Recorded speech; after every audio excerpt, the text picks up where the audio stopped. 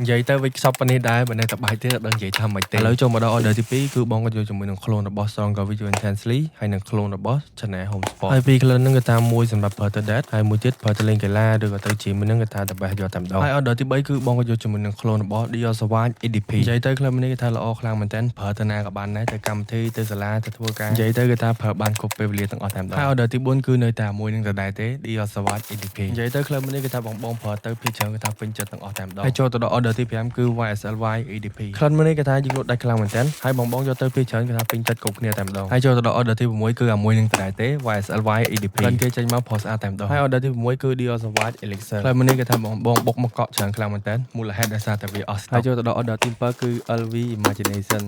អបក្លិនសម័យសម្រាប់ order ទី8គឺ Guerlain Herb Travel Taste ហើយទី9គឺជាវិជីលម៉ែ Elixir ក្លិនមួយនេះគេថាជាប់បានយូរភាយសាហាវខ្លាំងមែនទែនហើយ order ទី10គឺជា clone របស់ Chanel Hello Home Sport ហើយទី11គឺ GO Profumo ចុងក្រោយគេថាអរគុណទៅដល់បងខ្លាំងមែនទែនដែលបាន support ហើយបើចង់បានទៅ up clone ដែលមានគុណភាព complete richest perfumery